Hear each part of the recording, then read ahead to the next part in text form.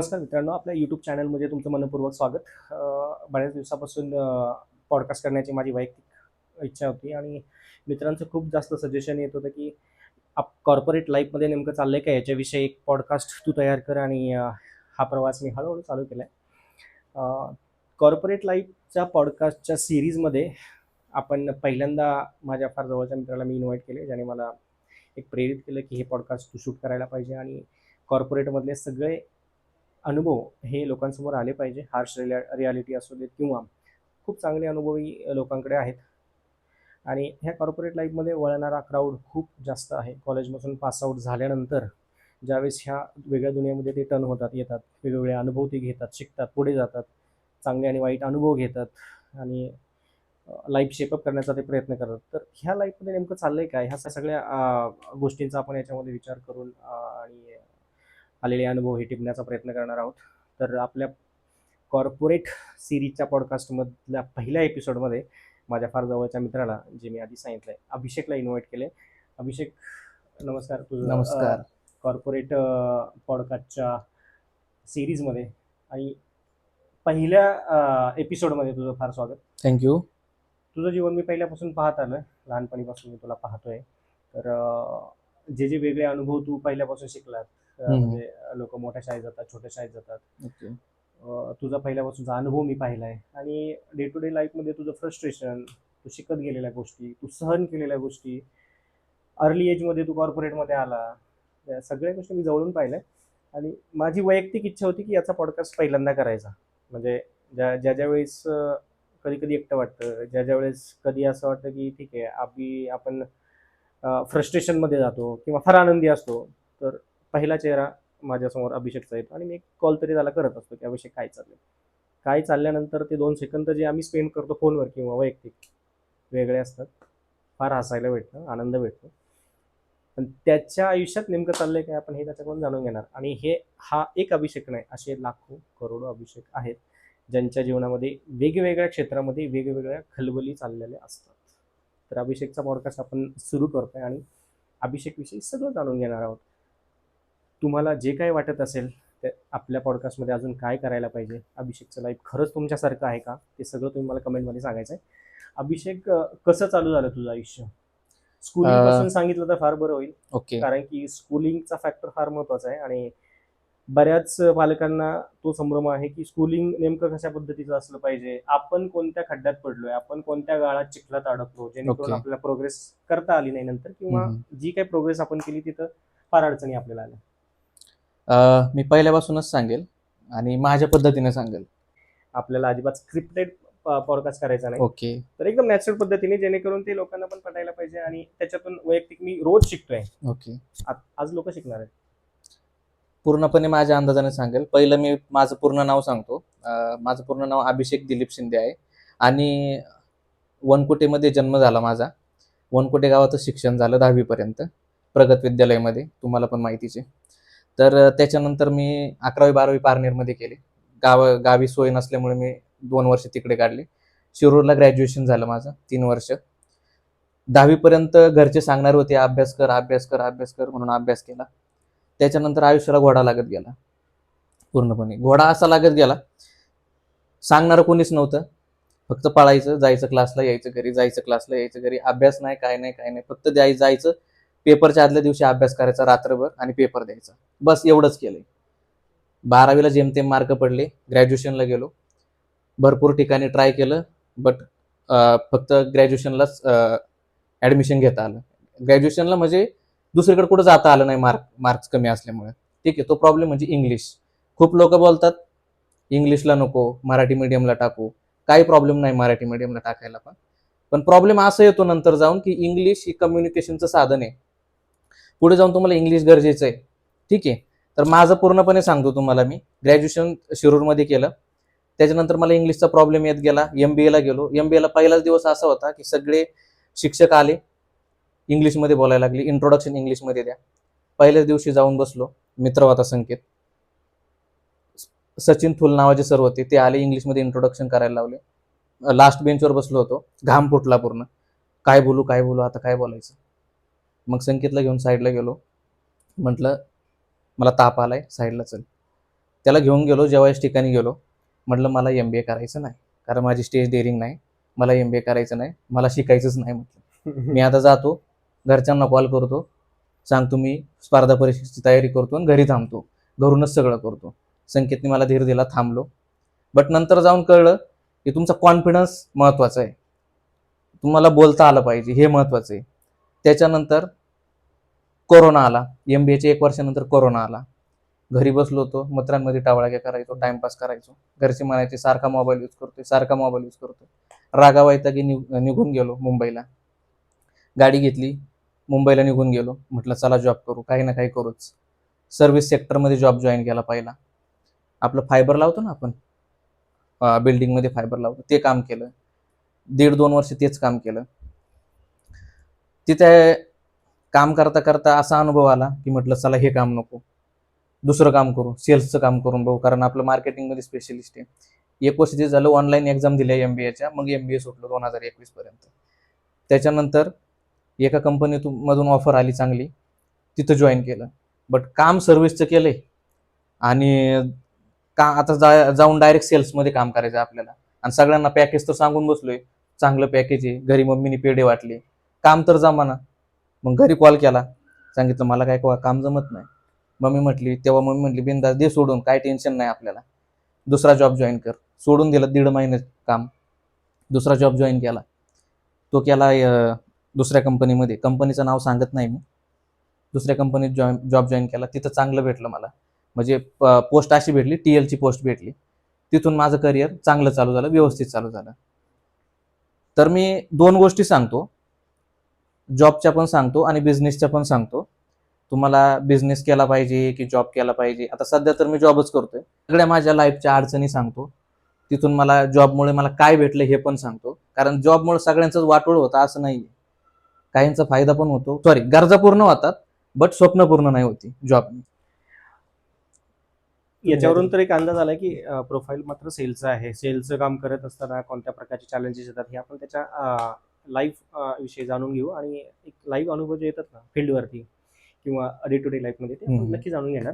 तुम्हाला जर अजून काही जाणून घ्यायचं असेल तर कमेंटमध्ये नक्की सांगायचं आहे, म्हणजे त्याच्याविषयीचे अजून काही व्हिडिओज आपल्याला तयार करता येतील, त्यांच्या संकल्पना किंवा त्यांना वाटणारे थॉट्स आपल्याला तुमच्यासमोर घेऊन येता येतील. तू सांगितलं स्कूलिंग हे किती महत्त्वाचं आहे आयुष्यामध्ये. ज्यावेळेस आता मी स्वतःच्या अनुभवावरून सांगतो की ज्यावेळेस आपण शाळा चालू करतो त्यावेळेस बऱ्याच गोष्टी आपल्याला माहिती नसतात, गायडन्स देणाऱ्या कोणती व्यक्ती आपल्या कॉन्टॅक्टमध्ये नसतात, किंवा स्वतः आपण बऱ्याच गोष्टी करत असतो. तर स्कूलिंग आणि तू जे बोललं की इंग्लिश भाषेविषयी, आयुष्याला खरंच इंग्लिश महत्त्वाचं आहे? इंग्लिश हे महत्वाचं नाहीये, बट जर तुम्हाला वरच्या पोस्टला जायचं, नेक्स्ट लेवलला जायचे, जर तुम्ही आता ठीक आहे, मी तुम्हाला एक उदाहरण देतो 2 ठिकाणचं. तुम्ही सुझुकीच्या शोरूममध्ये जाता, सुझुकीच्या शोरूममध्ये तुम्ही जाऊ शकता, बोलू शकता, काय प्रॉब्लेम नाही. बट जेव्हा तुम्ही मर्सिडीजच्या शोरूमला जाल ना, तेव्हा तुमचे तिथे जाऊन फाटते. का फाटते? कारण काही स्टाफ असा असतो, तो पूर्णपणे तुमच्याशी इंग्लिशमध्ये कम्युनिकेशन करतो. पण तेव्हा जर तुम्हाला इंग्लिश येत असेल ना, तुम्ही कॉन्फिडंटने जाऊन तिथं बसू शकता, बोलू शकता, काय प्रॉब्लेम नाही येणार तुम्हाला बोलायला. बरोबर. तू ज्यावेळेस कॉर्पोरेटमध्ये आला, मी पाहिलं की फार अर्ली स्टेजमध्ये तू कॉर्पोरेटमध्ये आला, तुझं सगळं लाईफ तू चालू केलं. सुरुवातीचे चॅलेंजेस सांग बरं, म्हणजे नेमकं ट्रॅव्हलिंग कशा प्रकारे, मॅनेजर्स कसं हँडल केला, किती डिजिटची सॅलरी तुला होती, आणि कसं चालू झालं एकंदरीत हे? स्टार्टिंग तर 1 डिजिट मध्येच होती माझी. असं काही नाही का मला सॅलरी चांगली भेटली नाही की प्रॉब्लेम आला पहिल्यापासून. मला पहिल्यापासूनच सॅलरी वगैरे चांगली भेटली, त्याच्यामुळे त्याचा काही मला इश्यू आला नाही देवाच्या कृपेने. पण प्रॉब्लेम हा येतो की आता मी मुंबईला जॉबला होतो, माझं गाव अहिल्यानगर आहे. कधी कधी मला सकाळी 8ला रिपोर्टिंग असायचं, तर मला गावावरून यायची इच्छा नव्हती होत. नवीन नवीन जॉब जॉईन केला होता. मी सकाळी पहाटे 3ला निघायचो बाईकवर, थंडीमध्ये सकाळी 8 वाजता रिपोर्टिंग मुंबईमध्ये करायचो. हा पण मी स्ट्रगल केलाय, बट अजून पण तो स्ट्रगल चालू आहे. जॉब करतोय मी, सॅलरी पण माझी वाढत चालली, काय प्रॉब्लेम नाही मला सॅलरीचा. बट स्ट्रगल काय आहे, मी तो स्ट्रगल तेव्हा करत होतो, आता पण तो स्ट्रगल मी आतापर्यंत करत आलो, अजून पण तेच करतोय मी. सकाळी 8ला रिपोर्टिंग करतोय, सकाळी मॅनेजरचे कॉल अटेंड करतोय, वरच्या पोस्टला पण चाललोय मी. बट वर कुणी ना कुणी सोंडा असतोच खाणारा आपल्याला, बसलेलाच असतो. जी धान्यामध्ये कीड लागते ना, हम्म. ती कीड कॉर्पोरेटमध्ये तुम्ही किती पण हे करा, किती काम करा, काही करा, शेवटी तुम्हाला घोडा लागतोच तिथं. संध्याकाळी जाताना तुम्ही फ्रस्ट्रेट होऊनच घरी जाणार, तुम्ही नॉर्मली घरी जाणार नाही जॉबमध्ये.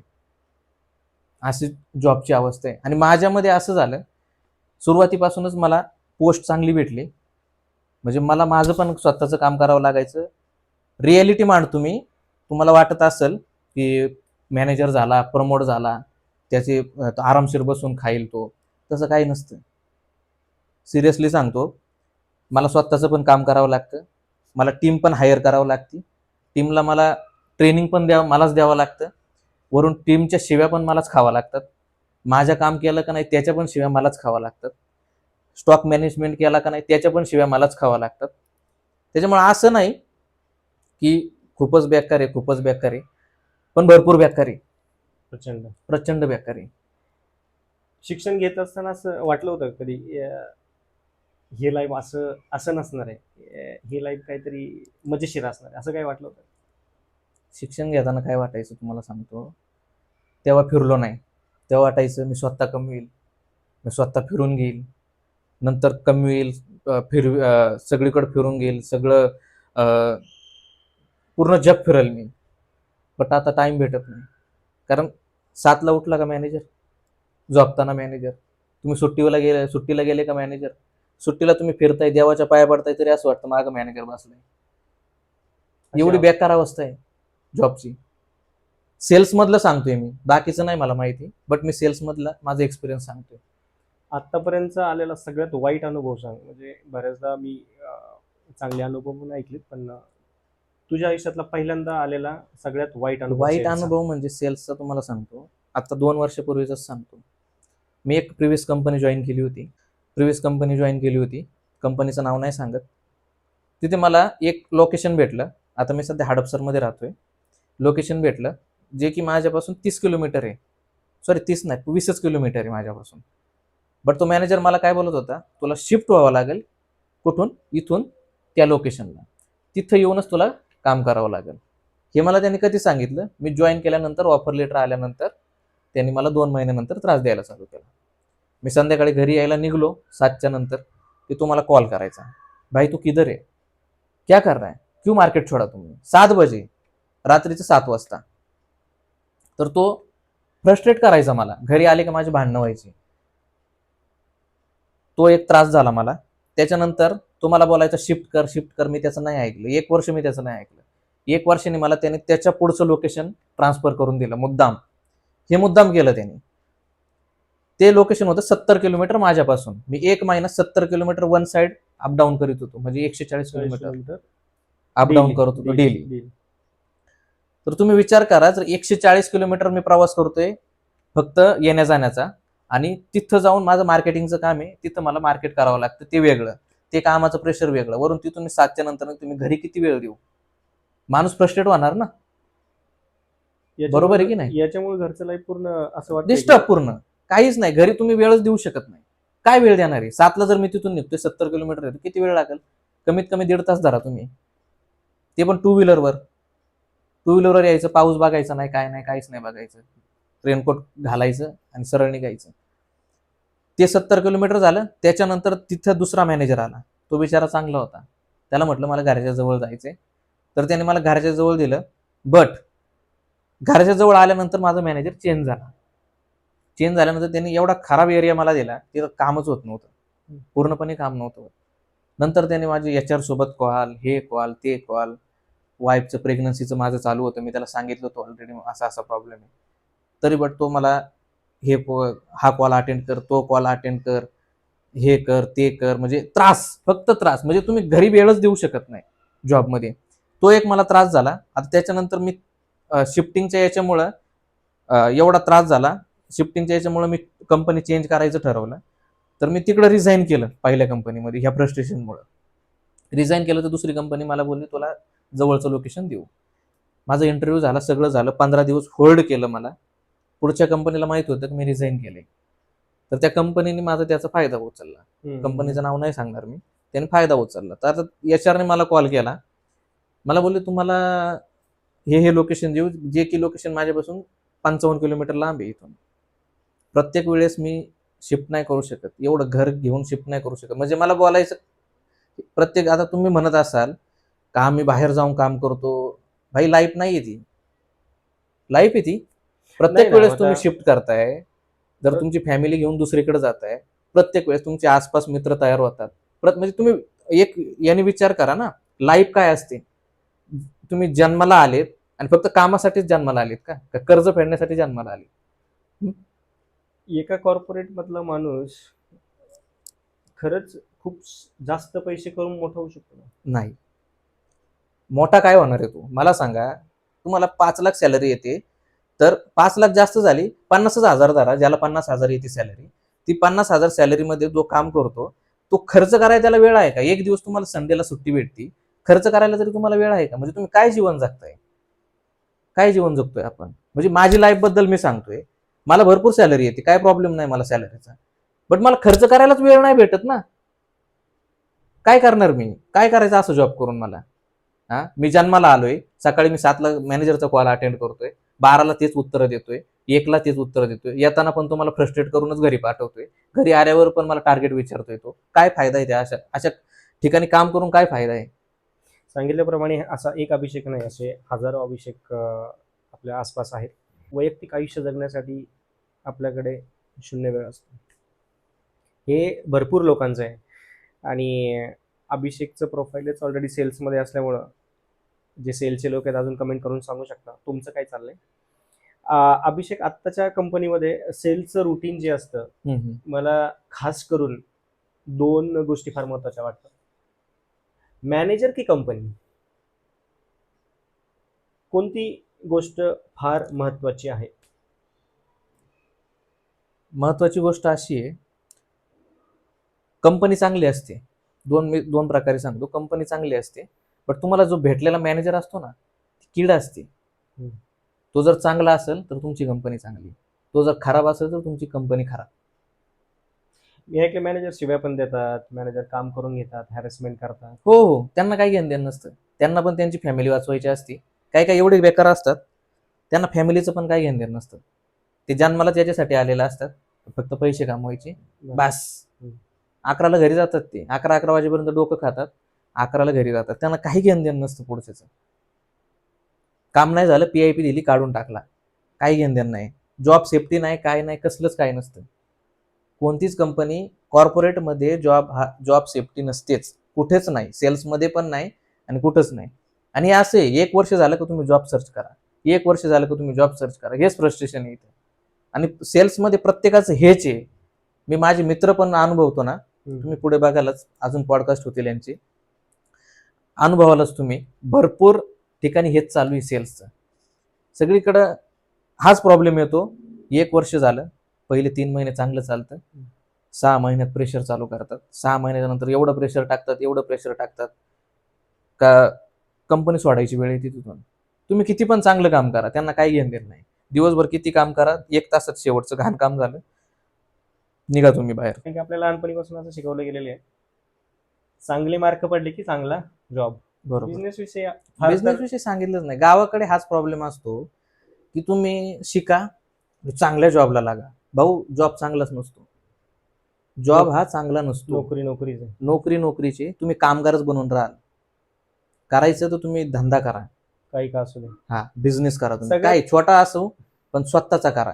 आणि सुरुवात पहिल्यापासूनच करा. काय असतं, तुम्ही जॉब जॉईन करता, तुम्ही गाडी घेता, कर्ज काढता, घर घेता. मी घर केलंय, गाडी झाली, माझे सर्व झाले, सगळं झाले, पण आता मला त्याच्यामुळं दुसरीकडं जायला रिस्क वाटते, कारण माझ्यावर कर्ज आहे आता. हे पण मी तुम्हाला सांगणार आहे, कॉर्पोरेट लाईफ हा एक प्रकारचा ट्रॅप आहे. ज्यावेळेस पैसे येतात ना आपल्याकडं, त्यावेळेस आपण इन्व्हेस्ट न करता EMIच्या पाठीमागे लागतो. 1 रुपये जर असेल ना, तर आपण 75 पैसे इन्व्हेस्ट करून 25 पैशामध्ये कसं जगता येईल ना, हे पाहत नाही. 1 रुपयाचे 2 रुपये कर्ज करून घेतो आपण. बरोबर, बरोबर. आणि मग वरचा राहिलेला 1 रुपया फेडण्यासाठी पुन्हा जॉब, मॅनेजरचे बोलणे. बरोबर. आणि आपण म्हणतो असं 10 ते 6 जॉब, असं काय आहे का? 10 ते 6 10 ते 6 नाही. जॉब म्हणजे 10 ते 6 नाही. तुम्हाला ऑफर लेटर दिलं ना, तुम्हाला त्यांनी विकत घेतलं.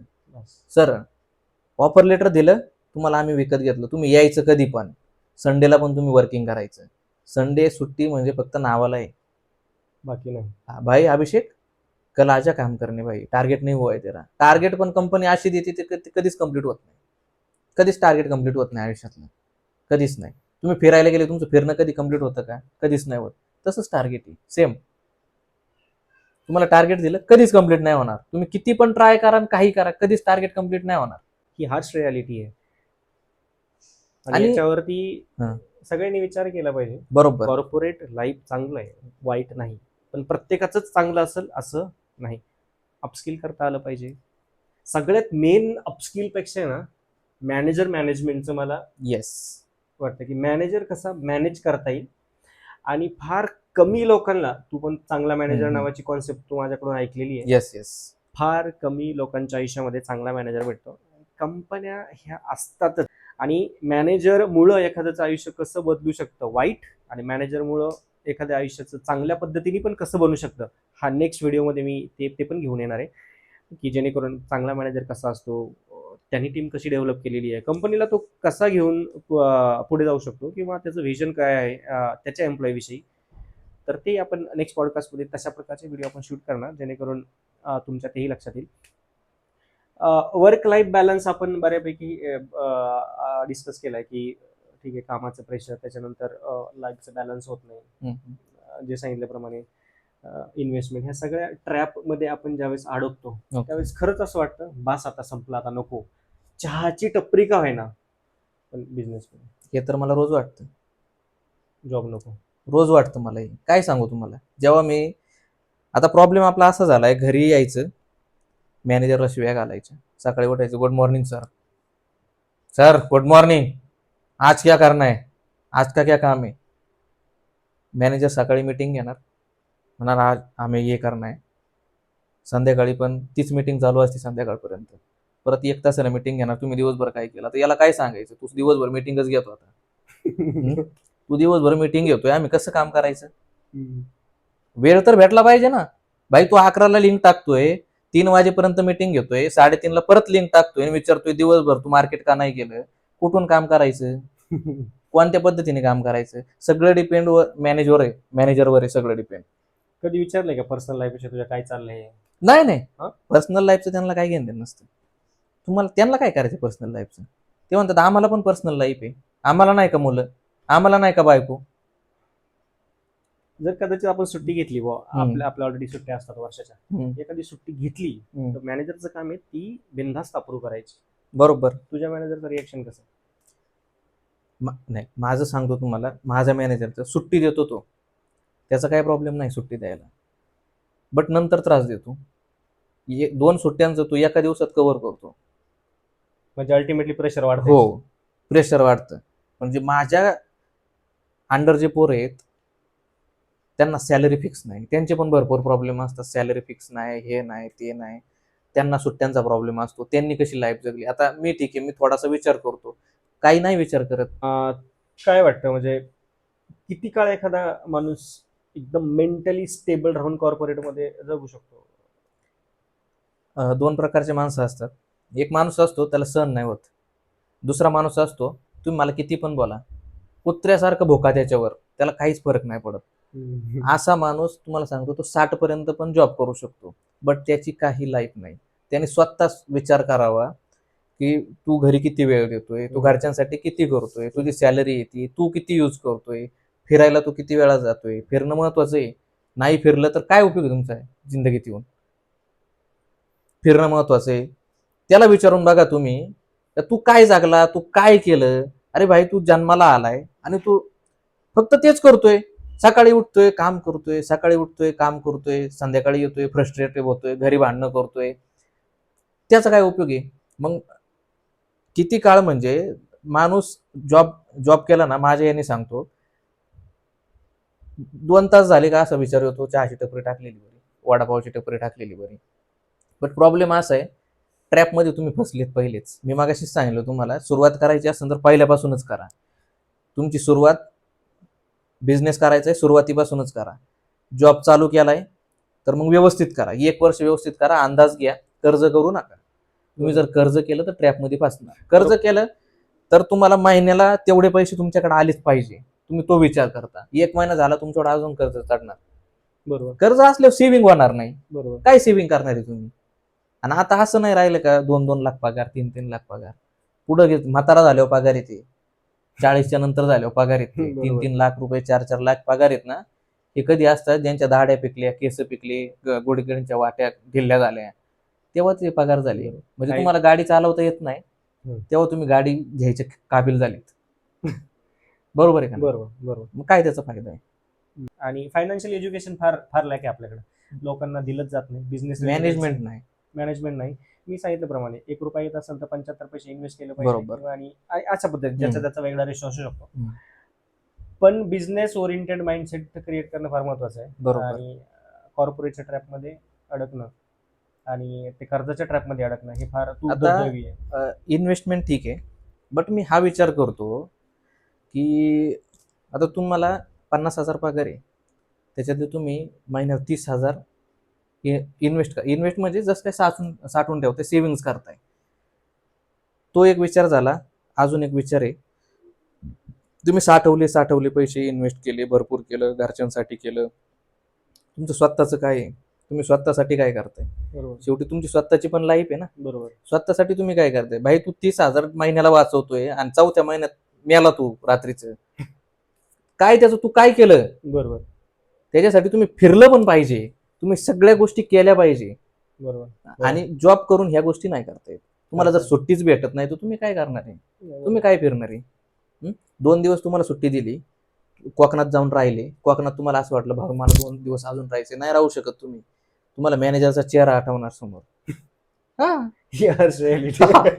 तुम्हाला मॅनेजरचा चेहरा आठवणार म्हणजे आठवणार. तुम्हाला रात्रभर तुम्ही गाडी चालवणार, सकाळी 6 वाजता कामावर बसणार. हा, एवढं 7 वाजता तुम्ही शिव्याच खाणार. ठरलेलंच आहे. हा, कारण तो फ्रस्ट्रेट झालेला असतो. तुम्ही 2 दिवस सुट्टीवर आहे, त्याला काही घेणं देणं नाही त्याचं किती काम झाले किती नाही. तुम्ही 2 दिवस सुट्टीवर होते, भाई तुझी आता सुट्टी नाही. एकदम ऑफिस सुटल्यानंतर एकदम मित्रांनी पार्टी ऑर्गनाईज केली आहे आणि त्याच्यात तू एकदम नटून थटून गेलेलं तुला आठवतंय का? नाही. आत्ताच कुठंतरी फिरायला जाऊन तुझे काही मित्र आले असतील, तू गेलेलं तुला आठवतंय का? नाही, मला आता वर्ष झाले मी फिरायलाच गेलेलो नाहीये. फिरायला गेलो, तुम्हाला एका दिवसात सगळं मॅनेज करायचंय. संडे मध्ये तुम्ही 4 दिवस गेलेत मस्त हिमाचल प्रदेशमध्ये फिरायला जाऊन राहिलेत ना, तसला काही प्रकार नाही. जॉब आता माझा मुलगा आहे, आता तो ठीक आहे सासरवाडीला आहे, जेव्हा तो इथं येईल, इथं आल्यावर तो काय बोलन? 7लाच जातोय, 11ला घरी येतोय. म्हणजे तो झोपलेला असतानाच मी घरातून बाहेर पडणार आणि तो झोपल्यावर मी घरी येणार. मी त्याच्यासोबत कधी बोलू? सुट्टीच्या तो दिवशी कोणत्या भाषेत बोलतो हे तर समजलं पाहिजे का नाही मला? कम्युनिकेशन झालं पाहिजे ना त्याचं माझा. जर वेळच भेटत नाही आपल्याला तर कधी बोलणार, बरोबर कधी काय करणार आपण? कारण ते लहान पोरग आहे, ते टाइमात झोपणार, टाइमात उठणार.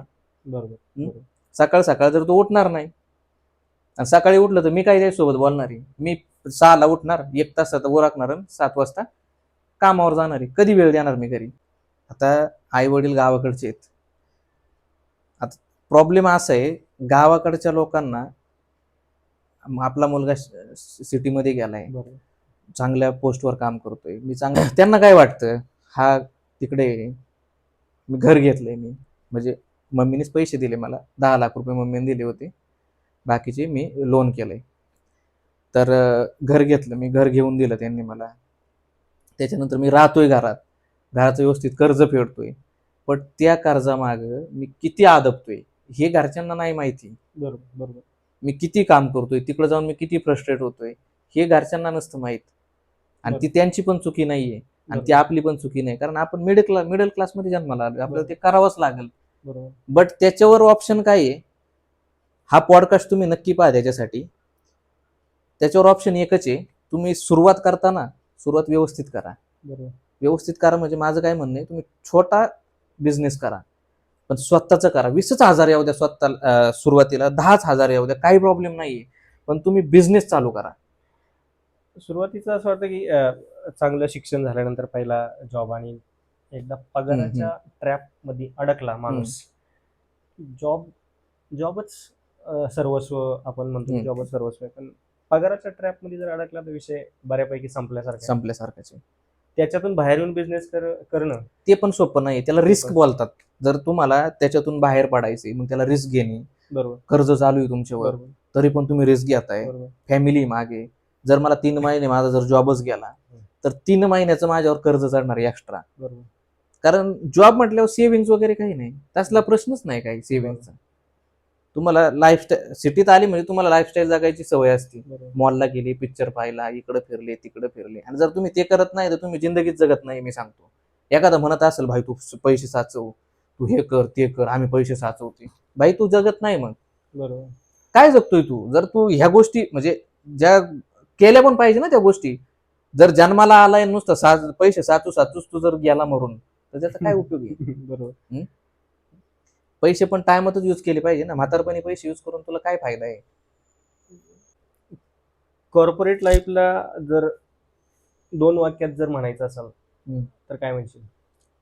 कॉर्पोरेट लाईफ म्हणजे आयुष्याला लागलेली किडी. कॉर्पोरेट लाईफच्या मॅनेजरला 2 शब्दात काय म्हणशील? धान्याला लागलेला सोंडा. फॅमिली म्हणजे काय नाही?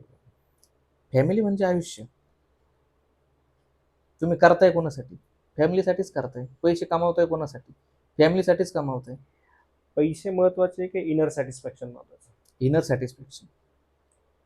पण असं काय वाटतं का आता बास झालं, संपलंय सगळं, थांबवायचं आणि मला जे योग्य वाटतंय तेच करायचं? तुम्हाला सांगू का, आता आमच्या जॉबच्या याच्यात कसं आहे, 1 वर्ष झालं, टार्गेट प्रेशर सगळं सगळं जॉब चेंज.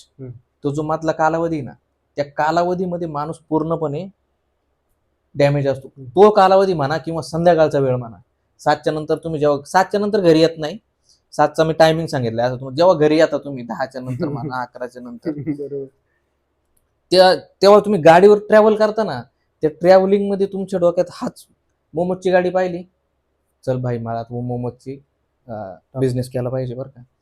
चहाची टपरी पाहिली, भाई किती चालतंय याचं, किती लोक यार चहा पितात ते दिवसभर येऊन, चला आपण चहाची टपरी टाकू. ही वेळ काय येते माहिती का, तुम्ही तुमच्या जॉबमध्ये खुश नसतात. खुश नाही. बरोबर. याच्यामध्ये तुला एखादा अनुभव आलाय की मॅनेजरनी शिवाय घातला? हो, बऱ्याचदा आलाय.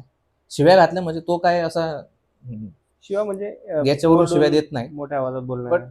हरामखोर, बेअक्कल. जर तुमचं वय आता 30 आहे, 40 आहे, 40 वयात जर तुम्हाला कोणीतरी हरामखोर बोलते, बेअक्कल बोलते, तुला अक्कल आहे का बोलते, ह्या गोष्टी तुम्ही ऐकून घेताय आणि तुम्ही 12 घंटे वेळ देताय आणि एवढ्या गोष्टी ऐकून घेताय, जर तुम्ही स्वतःसाठी द्या ना. बरोबर. स्वतःसाठी हा वेळ द्या आणि स्वतःच चालू करा. जर एवढं चालू आहे, तुम्ही तुमचं प्रॉडक्ट मोठं कराल. असं कधी झालंय की एवढं काम करून पण PIP दिली? हो, म्हणजे ठराविक मला तर आतापर्यंत PIP आली नाही, बट माझे भरपूर कलिग्स आहेत, चांगला काम करतो तो, बट फक्त मॅनेजरच्या युगोमुळे त्याला PIP आली. बस. हा भाई तू असं बोलला, मी याचा कार्यक्रम फिक्स करणार आता, अशा गोष्टींमुळे पण PIP आलेली आहे. हा, काम खराब आहे ठीक आहे, तुम्ही द्या PIP, काही प्रॉब्लेम नाही, तुमच्या पॉलिसीनुसार काय असेल ते करा. बट जर तुम्ही मॅनेजरच्या युगोमुळे जर PIP येत असेल तर हे चुकीचं आहे ना. बरोबर. त्याला तो मॅनेजर पण काय करू शकत नाही, तो त्याचा स्वभाव आहे. करायचे ते तुम्हाला करायचे, तुम्ही काय पुढे डिसिजन घ्यायचे ते तुम्हाला घ्यायचे. सामान्य पडलेले आम्हाला क्विक प्रश्न जे मी तुला विचारणार आहे. ऑफिसमध्ये कधी रडलाय का? भरपूर. तोंड जोडून घ्यायची वेळ आली होती. बर. बॉसनी सांगितलेलं सगळ्यात विचित्र काम? चहा आणायला पाठवलं होतं ऑफिसमधून बाहेर, 17व्या फ्लोअरला ऑफिस, खाली चहा आणायला पाठवलं होतं. याच्यापेक्षा काय वेगळं पाहिजे? बरोबर. कॉर्पोरेटमध्ये असणारं सगळ्यात मोठं खोटं? 10 ते 6 जॉब सगळ्यात मोठं खोटं आहे. कॉर्पोरेटमध्ये टॅलेंट जिंकतं का पॉलिटिक्स? पॉलिटिक्स, चाटेगिरी. पॉलिटिक्स म्हणजे चाटेगिरी. मॅनेजर जो ऑफिसमध्ये बसतो ना कंटिन्यू, तोच प्रमोट होणार, लक्षात घ्या. जो मॅनेजरच्या सोबत बसतो, जवळ बसतो, तोच प्रमोशन घेणार. मॅनेजर विषयी जर खराब अनुभव येत असेल त्याच्यासाठी 2 शब्द? त्याला हेल्मेट घालून रात्रीचा धोपाटला पाहिजे. मग त्यालाही कळायला नाही पाहिजे त्याला कोणी हाणलाय. समजलं का? त्याला कळालंच नाही पाहिजे कोणी हाणलाय. आणि एवढं अभिषेकचा संपूर्ण पॉडकास्ट आपण बऱ्यापैकी शूट केलेला आहे आणि ह्या पॉडकास्ट विषयी तुम्हाला काय वाटतंय तर चॅनलला नक्की सबस्क्राईब करा, लाईक करा, जमेल तेवढ्या सगळ्या लोकांना शेअर करा जेणेकरून हे विचार सगळ्यांपर्यंत पोहोचतील. ही सिरीज कंटिन्यू राहणार आहे. कॉर्पोरेट लाईफ तुमच्यापर्यंत जोपर्यंत चांगल्या पद्धतीने पोहोचत नाही, दोन्ही बाजू नाण्याला दोन बाजू असतात, त्या दोन्ही बाजूंचे व्हिडिओज ह्या पॉडकास्टमधून तुमच्यासमोर मी नक्की आणणार. हा पहिला पॉडकास्ट तुम्हाला कसा वाटला हे नक्की सांगा आणि खूप लोकांपर्यंत शेअर करा. अभिषेक तुझं खूप मनापासून धन्यवाद. तू आलास, तू वेळ मला पण दिलास. तुमच्या पहिल्या पॉडकास्टमध्ये बोलवल्याबद्दल मनापासून धन्यवाद. थँक्यू. असंच येत राहा.